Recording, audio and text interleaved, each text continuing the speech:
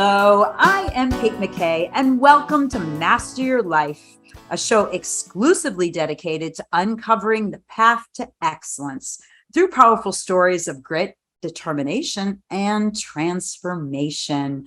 Thank you so much for joining me, and I'm super excited to introduce a incredibly soulful and wonderful human named Camberly Gilmartin. Welcome, Camberly. Thank you so much, Katie. I'm so excited to be here. Thanks for having me on your show. Thank you. And just a little bit about you. Camberly has a rewarding career in marketing and branding.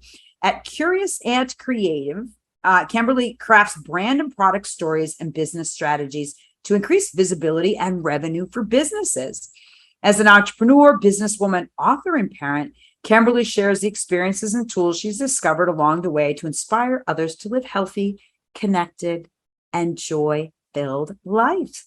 She's also in the best-selling book, Woman Gone Wild, and that's how we met, Camberly. So I'm really super excited to hear, how did you get involved in Women Gone Wild with the one, the only Rhonda Swan? Rhonda is amazing. She is the one, the only. You know, I just have to chalk it up to divine intervention through email, honestly. I'm not really much of an email reader, but late at night, one time I broke my own rule. I was clearing out my inbox in bed, which I never do. And my eyes landed on the first book and the one that was written during the pandemic. And I read the excerpt, Hannah Leigh's excerpt and Rhonda's and their stories. And I was just immediately drawn in. So I applied, and it was kind of out of character for me.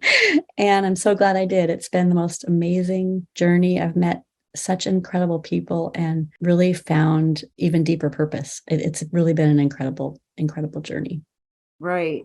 And I think that the wonderful part of it for me is actually just meeting and feeling, for me, for the first time, that I wasn't alone in my life in really kind of deep and profound ways. What was your experience in knowing this?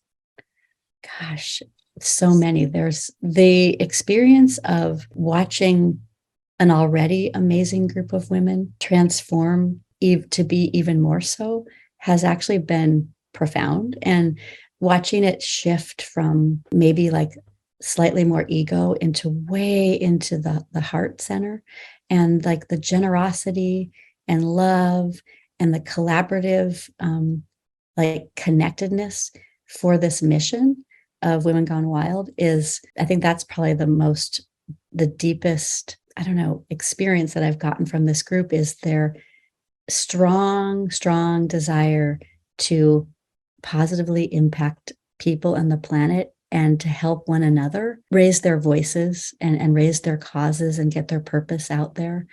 And all the purposes of all the authors are amazing. And very unique. Yes, exactly. Yeah. Really, really unique. So do you find that the journey through, like, from ego to more defined purpose has kind of interwoven the group? I'm not part of that book, but I will be part of the next group. And I'm curious about, what do you think that evolution was? And also just in general, it women haven't necessarily always supported other women. And I think that was the biggest shift for me, is being I always felt like I was different and didn't belong with women, because I was like, well, all the girls are like just talking about each other, and I'd rather go run around in the playground. So like from birth, I always felt like I was a sort of a misfit. I'm like, am I a boy? I just sort of felt like I didn't belong, Camberly. Yeah. Well, most of my very best friends, I mean, many are men for that same reason, although I have some amazing girlfriends too. And so I want to definitely recognize them, but 100%, I think the shift was that once we came together in this format from all over the world, all of a sudden, little by little, it was really clear that the message wasn't an I message. It was a we message. And I think it was from that place where the awareness began to grow, and and Rhonda was already wanting to come from that place of women uplifting women, shifting that dynamic of women having to pull other women down to get up. That was already kind of the goal. But, I just think somehow the way that this group landed, the women that said yes and came into it from all the different places, there was such this beautiful and that just shifted everything into this heart place where it was like, yeah, this is so much bigger than all of us here, like so much bigger.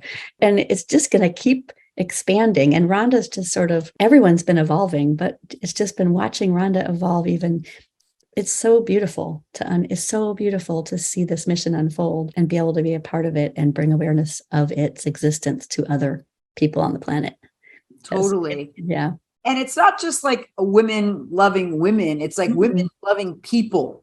All people, men. It's like people. It's like, and I think that that's the different energy where it's not like we're together and complaining that like men suck. Not at all. Like women loving men, loving people, loving children, loving dogs, loving plants, loving, whatever charitable piece that lights us up, and that's the piece that I feel really pretty strongly in the group.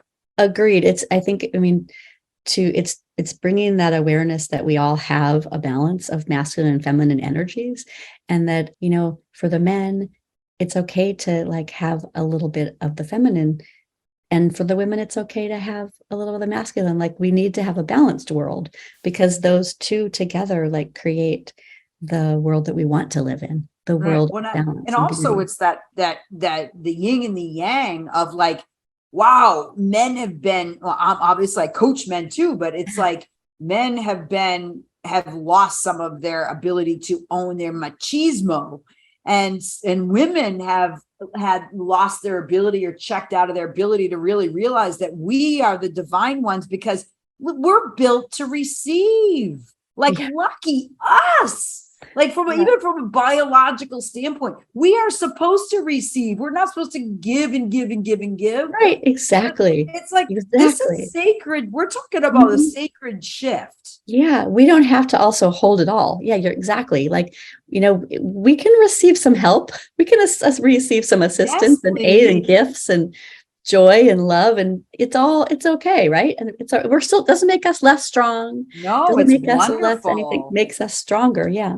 And I think that I don't know how I came to that, but that's what my biggest revelation has been in a lot of the work lately.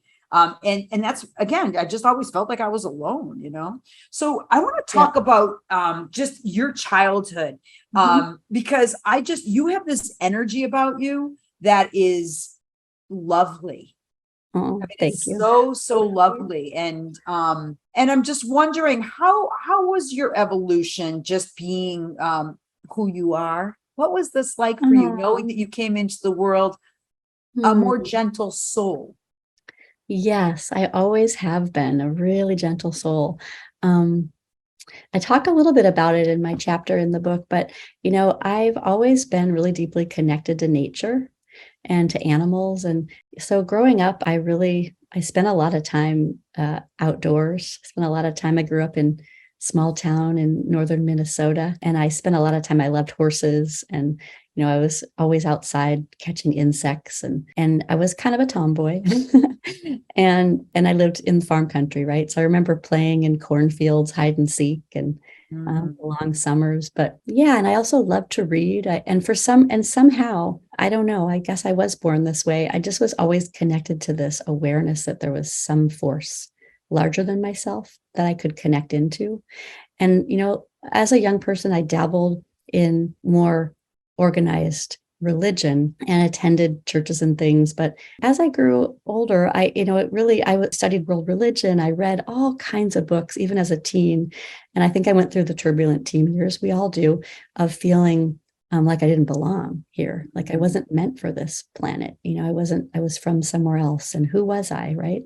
And nature was always the place where I went back to when I started having those feelings of like, I don't think I belong. And who am I anyway? What is this place I'm living in? Nature always seemed to have that calming effect where I could just kind of plug in and everything. I just felt like I was enough. So I learned that concept really young. And then I began probably in my early teens learning about all world religion. And I've circled around this place where I consider myself a very spiritual person, but not a very religious person, so to speak. So, and I'm the oldest. I have 2 siblings, and I'm also the peacekeeper in my family. So my family's very, very strong personalities and very traditionally successful personalities. And so I just remember being always the one to listening into the arguments and conversations and discussions, always trying to keep the peace between everyone. That's a lot of pressure. So what did you ever feel that, oh my gosh, why am I this way? Why can't I be like blah, blah, like this kind of like always. You did. What did you feel like you weren't enough of? I felt like I wasn't, for years I felt like I wasn't smart enough, book smart wise. And I'm perfectly smart, but I wasn't as smart as my super smart siblings. But I learned over the years that I'm smart in a different way, kind of really intuitive way, a lot of perception, ability to read people, ability to kind of see people and feel their emotions and without them talking, a little bit, very perceptive. And so that was different from my family. And I, at first, not being traditionally great in the ways the world puts in a box form that you have to be great on.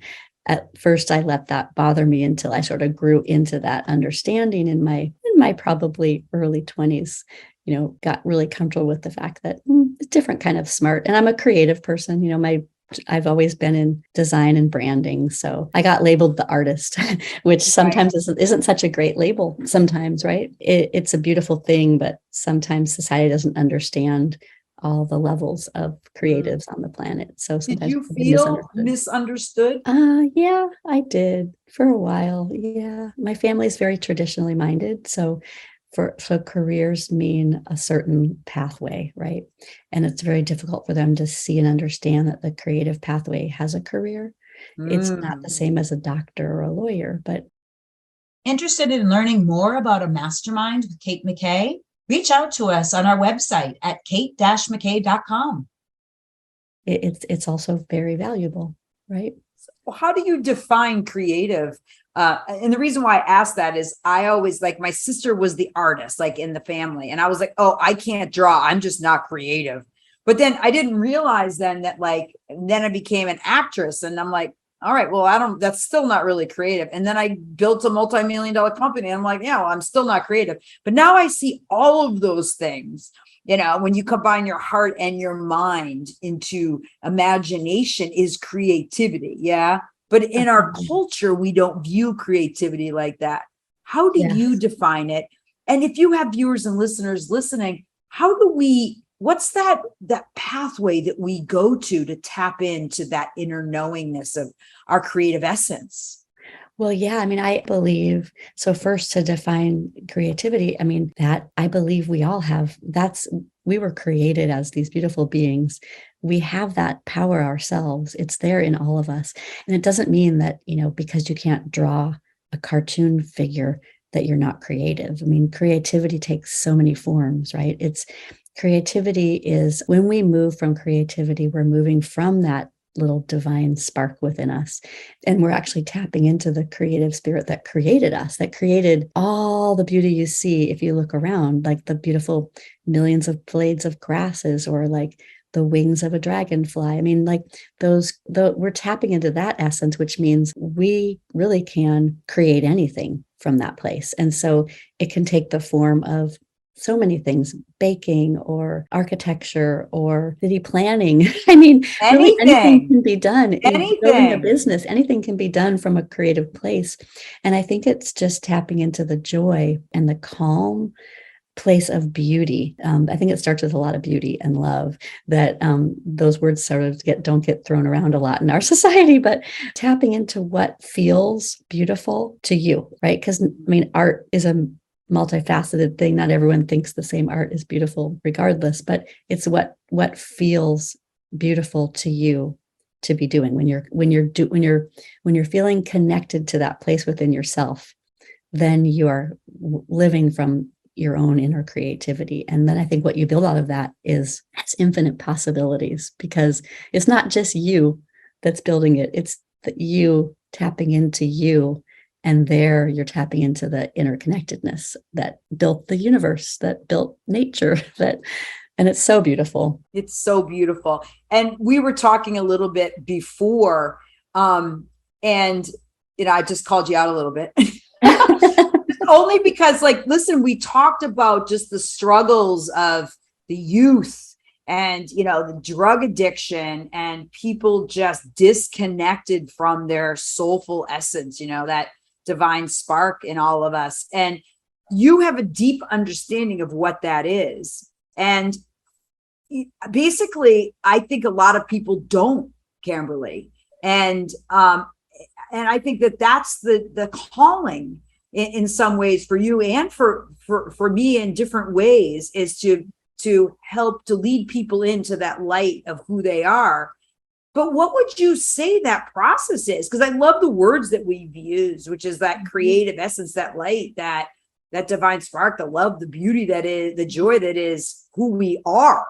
Yeah. But if 90% of the population doesn't see that beauty of who they are,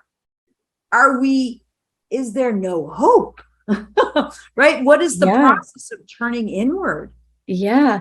Well, before I answer that question, I'll just say that yesterday I was having lunch with my daughter, and we were talking about that she doesn't like living where we are, where I live in Washington State. There's a lot of natural beauty. It rains, it's cold. And I was telling her that, she was like, why do you want to live here? And I said, well, it rains a lot, but that creates the beauty. There's so much natural beauty.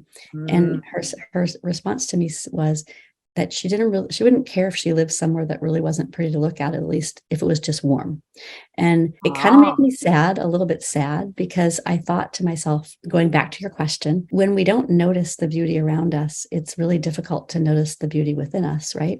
And they're kind of hand in hand. And so talking about the process of how to get there is that we have to slow down. We have to slow down a little, just a little. We don't have to be slow, but we have to cultivate stillness into our inner self a little bit. That whole stop and smell the roses kind of thing. It's important that we have a little stillness, because if we're not still, we aren't aware at all. And so bringing stillness, cultivating and intentionally cultivating a practice of stillness for just a few minutes each day, it doesn't have to be forever, helps us become more aware of the things around us, so that we actually, when we pass beauty, we actually observe it and notice it and appreciate it, right? And then, of course, it helps us cultivate gratitude, which also helps us connect into ourselves. And one process I talk about, it's in the next edition. So the Women Gone Wild book will be coming out in the fall, and it's talking the relaunch of it. And I talk a little bit about a process that I learned through this amazing spiritual mentor named Savitri. And she has this beautiful process called the heartful meditation process that she teaches. It's incredibly productive, is not the word. It has incredibly powerful results, is what I'm trying to say. And so what I'm going to share right now is just one tiny little piece of it, but it's just one piece that people who are running all around and very disconnected can begin to take into their process. And that is to just think of a time when you felt a beautiful feeling. And that's the key word, is feeling. You actually have to think about a time when you truly felt a beautiful feeling within yourself. And when we can connect to that feeling, then we're connecting to our heart. It's that simple, right? And it sounds simple, and it pretty much is. I share in the book that I'll often use the example. I went away on a trip to the sea with my family when my daughter was tiny. She was a little, year and a half, little bouncing baby. And the one that I often go to when I really need it, when I'm really struggling, is I go to the feeling of having her in her little swimsuit and me in these beautiful blue waves. And it was in the British Virgin Islands. And I waded out into about waist deep water with the waves, and I was bouncing her in the waves. And I was singing this funny little song, like a deep blue sea song that I made up about a baby, and bouncing my baby in the deep blue sea. And I was singing, and she was laughing, and I was watching her face really take everything in, the smell, the sounds, the textural, sensual feelings, her smile and the little babiness. And that feeling, I go there And I hold that feeling, that beautiful, there's beauty and love in that feeling. And in that way, I'm able to connect into my heart and stay there for a few moments. And if we can get used to that, it's like lifting weights, then if we do it more often, we can become more accustomed to that feeling. And maybe then we'll have the opportunity to touch into that divine essence where we really can feel and know we're enough. We're good. Everything's good. We're just what we're meant to be. We're just who we're meant to be. You don't need to be anything different. No voids, no void. No voids. Oh, that's so powerful. Yeah. So the word stillness, I would say to you that most people are petrified of that word. Yes, I was. Mm-hmm. I was. What would you say to those people? I would say that you are the most beautiful relationship you'll ever have. So you have to get to know you. It's scary, really scary. I remember being young, teenager, and back in the day when there were like recordings, you didn't have a cell phone even. It was like, because I'm old, like there was like voicemail box with your phone at home. When you come home at the end of the day, it would be full of messages. Yeah. I mean, I would come home to like 10 or 15 invitations. I would fly around everywhere, and I realized that was a distraction sometimes.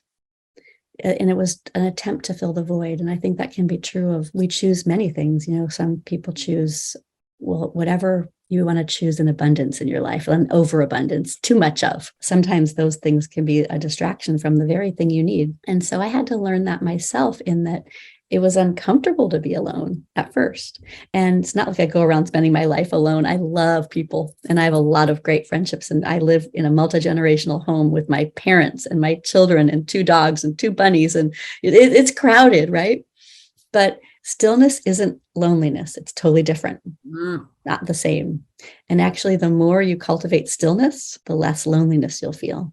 Because there's no need to be lonely on this planet. Like, we are an infinite love. Like, you are loved so deeply, and we're all right here for each other. So that feeling of loneliness, I think, comes when we allow ourselves to be so distracted and trying, always living in like that, trying to fill the void. You don't have a void. Actually, it's already full of love. You just have to connect into it, right? So if you were in an indigenous society, what role do you see yourself playing in that society? Oh, that's such a hard one.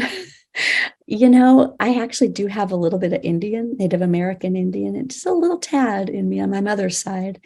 I kind of bounce between sort of the medicine woman and the leader, the chief, like chief. And chief, not because I want to be the chief, because that's really not my personality. I'm not I'm the chief, but chief from the place that, like, what I love are people. I love their hearts. I love the beauty. Wisdom. I love their flaws. I love all the flaws. I love the mistakes, all the things that are getting us where we're supposed to be. But the chief from the place that, like, people come to me. They come to me when they're feeling sad, when they are feeling hurt, when they are confused, when they need a friend. And that's an honor, such an honor, right? Such an honor to remind them who they are, because I'm not doing anything but that. Like, I'm just reminding them of the beauty and the love that they are. That's all that we need. I don't even know why Anne asked you that question, but it was literally like, I saw it. And then you're like, yeah, I'm the medicine woman. Yeah. And the chief too. Like, it's the same. And I'm like, literally, that was such a perfect answer and so beautiful. It's just you owning that wisdom and the magic of those 2 roles. And that's who you are, just walking in this crazy world. You are the medicine woman and the chief in human form. And I am just so deeply grateful. I'm just moved to tears to know that we've had this sacred time together in this interview, Camberly. I'm deeply grateful. I am too. It's such a pleasure to meet you and hear your story. And I thank you for all the work that you do and the messages that you help get out in the world. It's crucial work. It's cool stuff. So you can find Camberly. I'll be sure to share her notes, and the new book, the new edition of the book, again, is coming out this fall, and it's going to be incredible. A lot of the women have been rewriting their stories, and the evolution of obviously where they've gone over the last year is really will be revealed in the depth of this book. And I'm really looking forward to seeing it and being a part of the next one. So, well, thank you so much. I appreciate you. Thank you so much, Katie, and have a really wonderful rest of your day and travels back home safely. Thank you. And thank you to all the viewers and listeners of Master Your Life. And remember, there is no void, that you are love, and the divine spark of you is waiting to enter in this incredible garden that awaits you. So thank you so much and have an incredible day. Until next time, I'm Kate McKay.